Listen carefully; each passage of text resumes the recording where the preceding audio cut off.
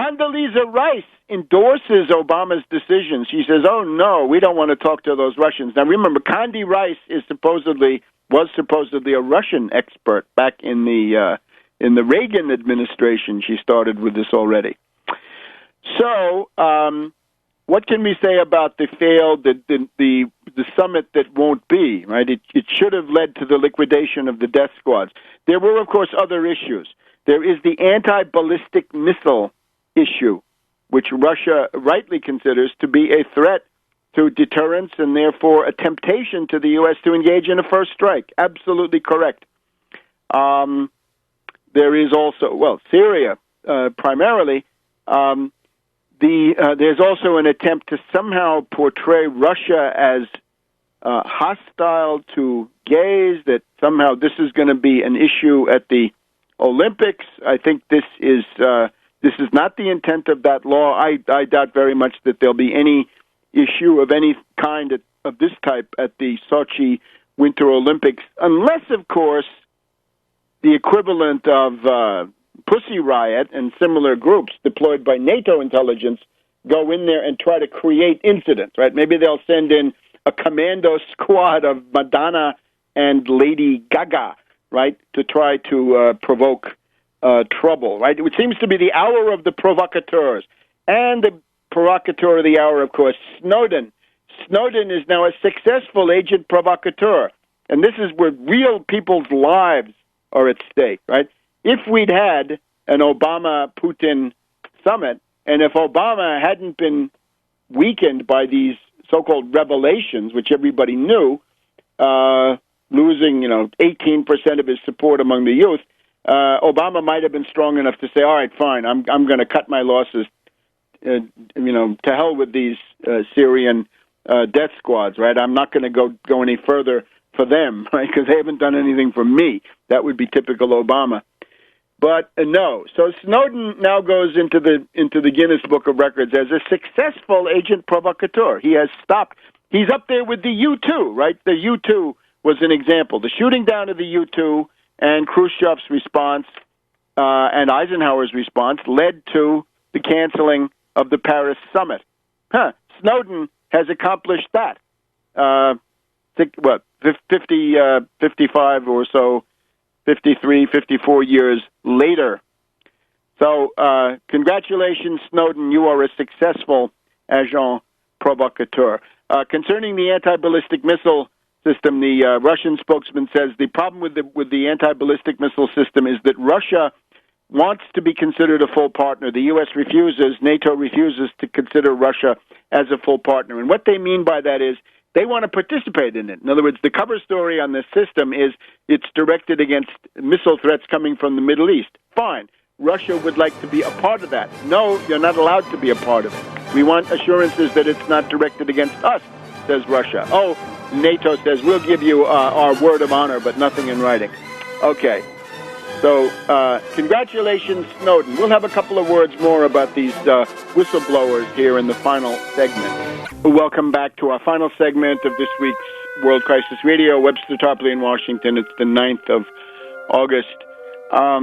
Just a word about Bradley Manning. The obvious victim of much of this situation is Bradley Manning. I think someone who got into a situation of intrigue and betrayal beyond what he could imagine. I view him as a victim of this entire machination, and to a significant degree, a victim of Assange and of the rest of WikiLeaks.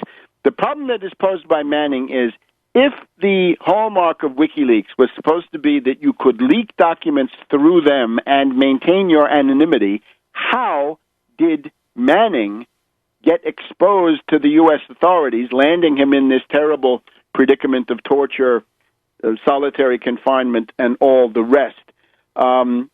We're researching this, and I urge, if you have leads or inside knowledge of this document, send them on. Tarpley.net, Speakers Bureau contact feature. Bradley Manning started by leaking material about Iceland. And the first time I ever heard of WikiLeaks was in the late summer of 2009, from correspondence in Iceland as I was preparing to go to Iceland to campaign for the debt moratorium in October of 2009. I heard about something called WikiLeaks, and they had, at this point, WikiLeaks and the people in Iceland already had inside documents of the State Department, the IMF, and similar things that bore on the banking crisis there, the attempts of the British and the Dutch to extort payment from Iceland and so forth.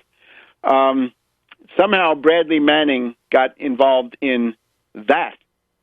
The person that requires scrutiny here, I would say, is a certain Adrian Lamo, L-A-M-O, who, according to published accounts, seems to have been instrumental in making Bradley Manning his identity, sharing that identity with the U.S. Army and others. And the question is, why? We could say that from a public relations point of view, Bradley Manning has been convenient for WikiLeaks and for Assange, a victim that can be used for fundraising and publicity work. Remember that from the point of view of Anglo-American propaganda, you have to bring everything down to a specific first-person case. In other words, an individual. If you want to talk about the Iraqi invasion of Kuwait, you need the Kuwaiti incubator baby stories told by the daughter of the Kuwait ambassador. If it's the Iraq War of 2003, you've got to have Jessica Lynch.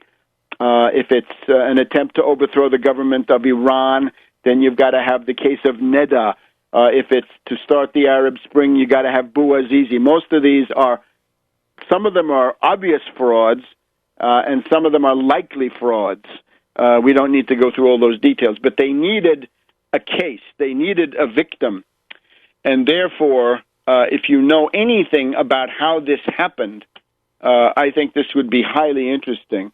And it might also illuminate, why the father of Snowden is complaining that Assange is sabotaging his contacts with his son, and also the role of Assange's girlfriend, who has gotten herself, she's been sort of the case officer accompanying Snowden in this stay, allegedly in the transit lounges.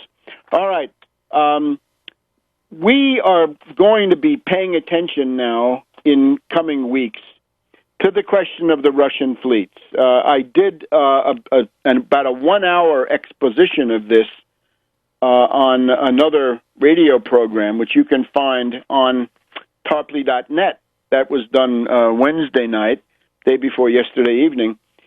It was on September 24th, 1863, that the Russian Baltic fleet arrived in the port of New York, September 24th, 1863. And it was on October 12th, 1863, that the Russian Pacific Fleet from Vladivostok arrived in San Francisco.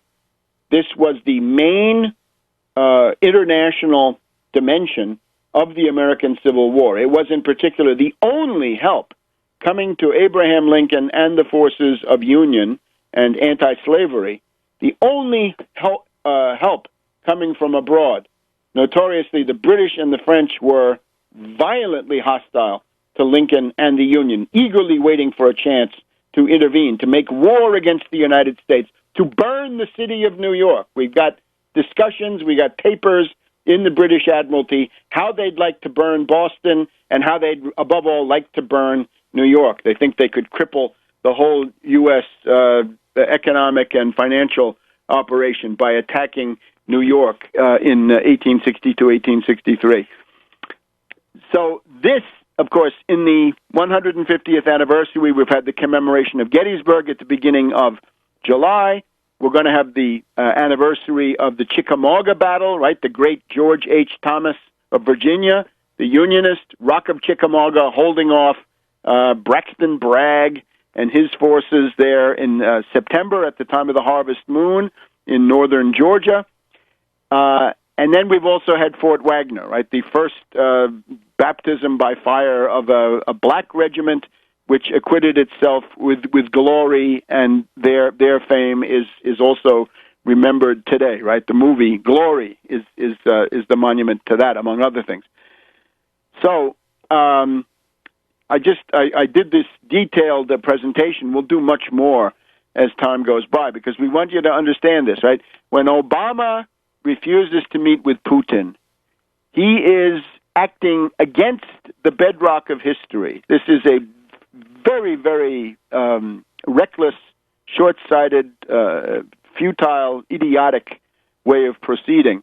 There's every reason to always negotiate with Russia, negotiate with anybody at some level, but to negotiate with Russia. Remember, there were 3 moments of maximum danger of British-French attack on the United States. One is at late 1861, the so-called Trent Affair, in September through November 1862, after Antietam, and attempting to preempt the Emancipation Proclamation on the side of London and Paris. And then right around September, October of 1863, the crisis element was 2 ironclad battleships which were being built in a British shipyard, the Laird shipyard, for delivery to the Confederacy to attempt to cross the Atlantic then and break the Union blockade and give the Confederacy another lease on life. And in the middle of all this, these 2 fleets arrive, and they mean, watch out, Britain, watch out, France. If you attack the United States, you're going to have a world war on your hands. It's not just the United States, powerful as the United States was, but there's also this immense power with immense land armies and other capabilities, and that's the Russian Empire. Now, when you look at the descriptions of these things, you come across this phrase, eternal gratitude. You can find, and we'll cite in coming weeks, citations of American Union loyalist observers, nationalists, not slavocrats, saying, we owe an eternal debt of gratitude to Russia for this contribution. Gideon Welles, the United States Secretary of the Navy, in Lincoln's cabinet says, God bless the Russians. We're extremely gratified that the Russian fleets have come to support us and to embody this warning to the British and the French.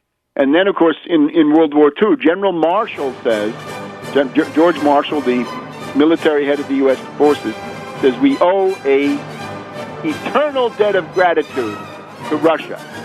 And the idea is that in 1862, the British and the French say to the Tsar, let's intervene and get the independence of the Confederacy. And the Tsar says, I will not cooperate in that.